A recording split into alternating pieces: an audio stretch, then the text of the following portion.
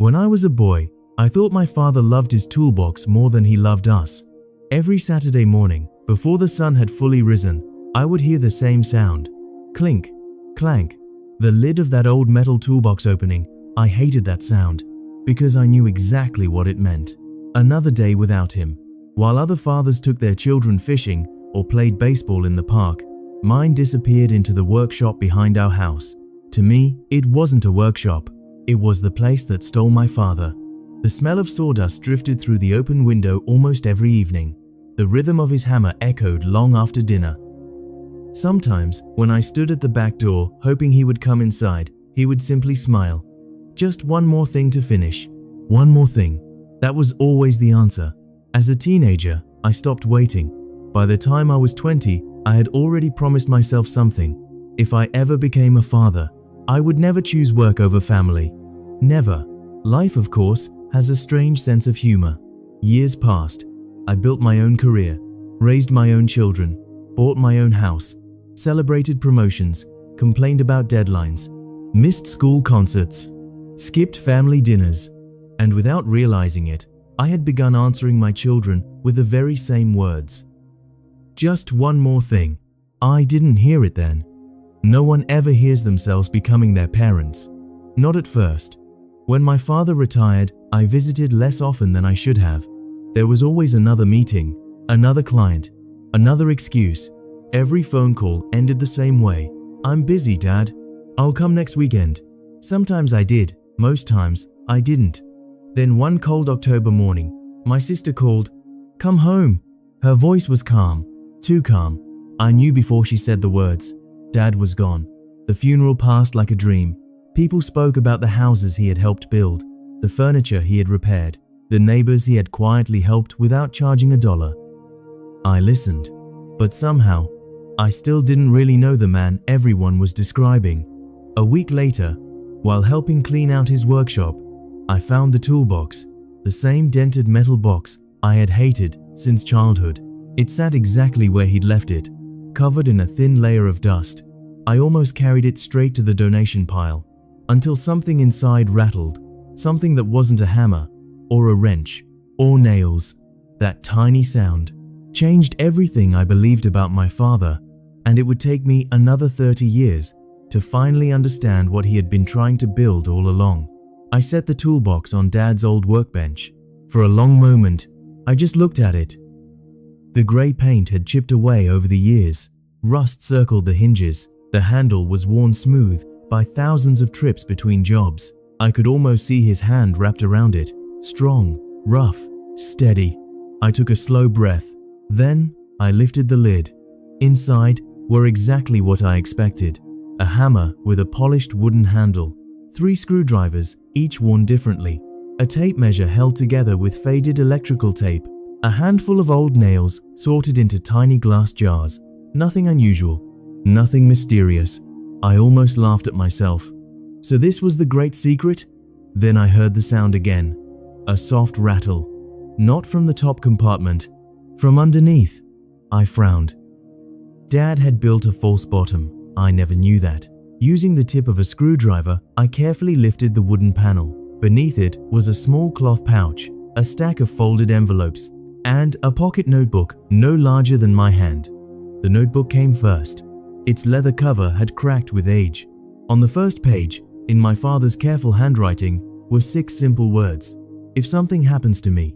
I stopped breathing for a moment. The next line read, "This is not about money." I turned the page. No bank accounts. No list of possessions, no instructions for dividing the house. Instead, there were names, dozens of them, each followed by a date, a short note, and sometimes an address. Mrs. Wilson, furnace repaired, refused payment, winter was coming. Tom Jenkins, built wheelchair ramp, never tell anyone. Maria Alvarez, fixed kitchen floor, she cried when I finished. Page after page. My father had quietly recorded people he had helped. Not because anyone asked him to, not because anyone would ever know, simply because he believed it was the right thing to do. I sat there in complete silence. All those Saturdays, all those evenings, all those times I believed he was choosing work over us. How many of those hours had actually been spent helping someone who had nowhere else to turn? The realization settled heavily on my chest. Maybe. I had never known where my father was at all. I reached for the cloth pouch. Inside were dozens of tiny objects: a brass button, a child's marble, an old house key, a toy soldier missing one arm, a tiny wooden cross, each one wrapped in paper with a name. I unfolded one carefully, returned by little Ben after I fixed his bicycle. He insisted I keep it because heroes deserve treasures. Another, Eleanor's wedding button. She said I saved the only dress she could afford. Another, key from Mr. Howard. He never came back after moving into the nursing home. Keep it until someone asks. None of these things had any financial value, but together, they told the story of a man I had never met, a man whose wealth had never been measured in dollars, only in trust. At the bottom of the compartment lay the stack of envelopes. Every one of them had been addressed. None had been mailed. The first simply read, "To my son." My hands began to shake. I had spent most of my life wishing my father would explain himself. Now, it seemed he finally had. Only years too late. I carefully unfolded the first letter, completely unaware that the words inside would force me to question everything I believed about success, about fatherhood, and about the life I had spent trying so hard to build. My hands trembled as I unfolded the letter. The paper had yellowed with age. The creases told me it had been opened before, not by someone else, by Dad. Over and over again, it began without "Dear son," just one sentence. "If you're reading this, I'm no longer there to interrupt your busy life." I had to put the letter down. That single line hurt more than I expected. Not because it was cruel, because it was true. He knew. He had always known. He knew every time I rushed him off the phone, every birthday I shortened because of a meeting, every visit I postponed until next weekend. Yet he never complained. Never once. I picked the letter up again. "I used to wonder why you stopped coming to the workshop. I thought perhaps I had pushed you away, but then I remembered. At your age, I had also stopped visiting my own father." I closed my eyes. I had never heard him talk about his father. Not once. The letter continued. "I believed I was building a better future. I worked longer hours, took every extra job, told myself that providing was another way of saying, 'I love you.' It took me many years to realize, children hear time more clearly than sacrifice." I read that sentence 3 times. Children hear time more clearly than sacrifice. I wished someone had told me that when I was 35, or 45, or 55. Instead, I was 68, exactly the age Dad had predicted I might finally understand. The next page contained something unexpected, a list. Not of achievements, not of regrets, just moments. The day you learned to ride your bicycle, the afternoon you caught your first fish, the night you stayed awake because of a thunderstorm. I remember everyone. I simply wasn't always standing where you needed me to be. Tears blurred the ink. All my life I believed those moments hadn't mattered to him, yet he had remembered them in greater detail than I had. Near the bottom of the page, he wrote, "I hope you never mistake silence for indifference. I wasn't good with words. I was better with broken chairs than broken hearts. But every table I repaired, I imagined a family eating together again. Every porch I rebuilt, I imagined children running safely across it. Every roof I fixed, I imagined someone sleeping without worrying about the rain. I wasn't only repairing houses, I was trying to protect families. For the first time, I understood why he loved his work. It had never been about wood, or nails, or money. His workshop had simply been another way of loving people." Then came the sentence that completely unraveled me. "I know you believe the toolbox always came before you. The truth is, the toolbox was how I hoped to give you a future where you wouldn't have to carry one." I couldn't breathe. For nearly 60 years, I had resented the very thing he believed was protecting me.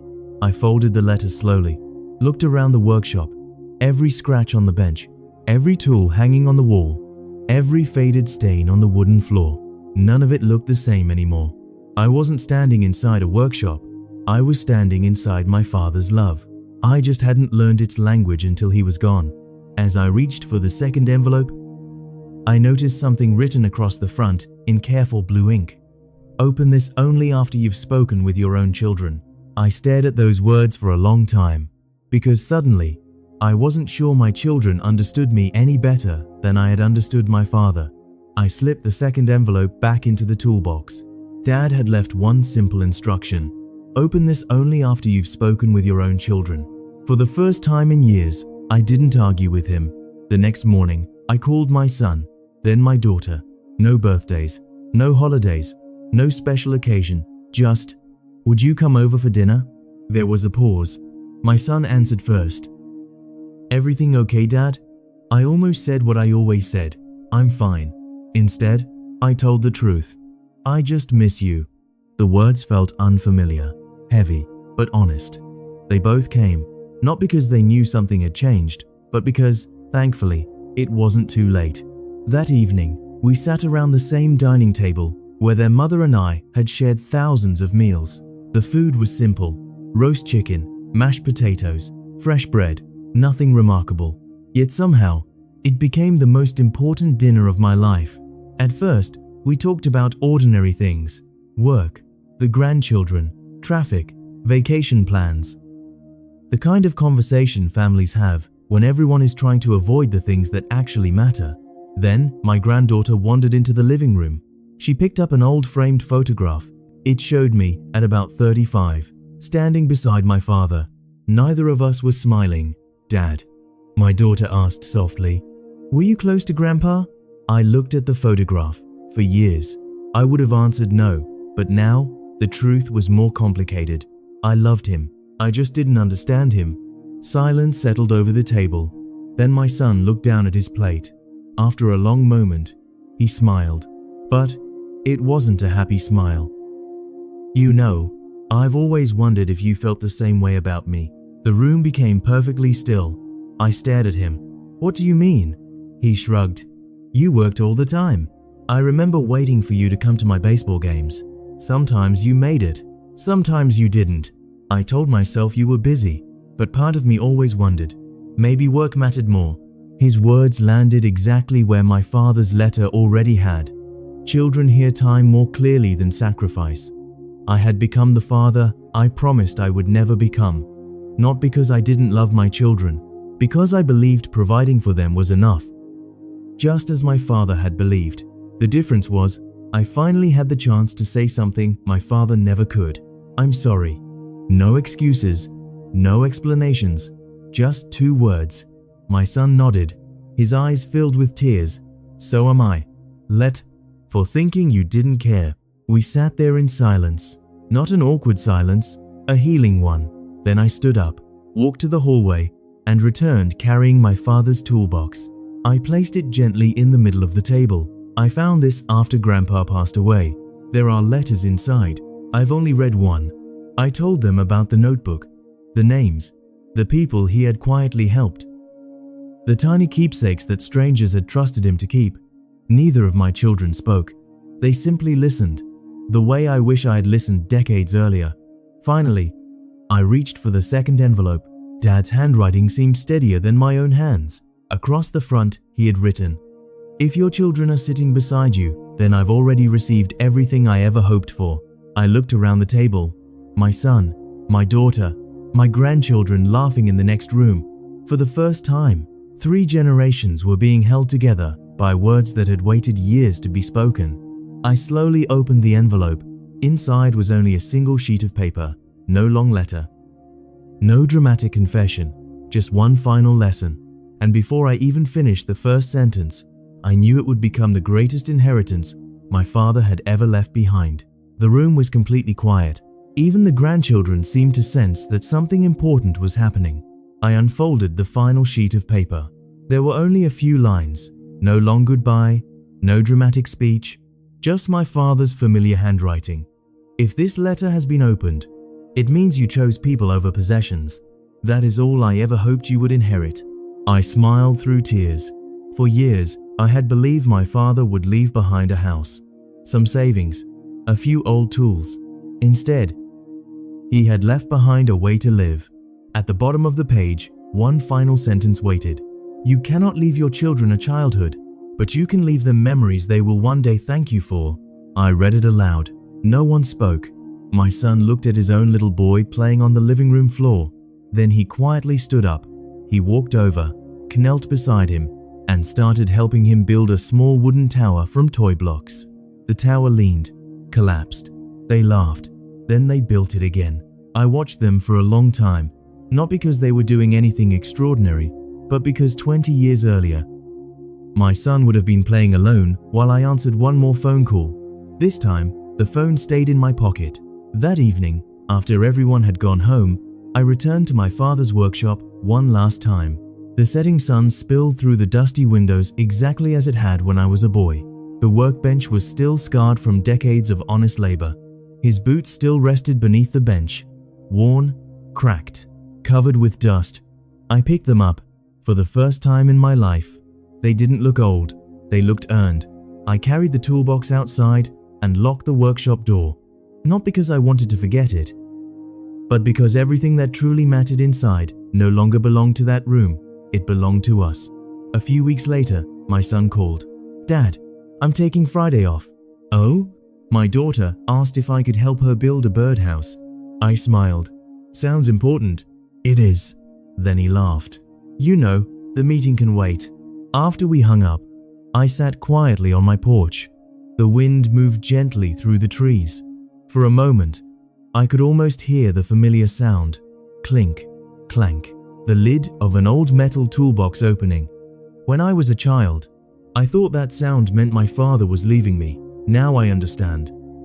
It was the sound of a man carrying love in the only way he knew how. People often ask me why I still keep that old toolbox. The truth is, it has nothing to do with the tools.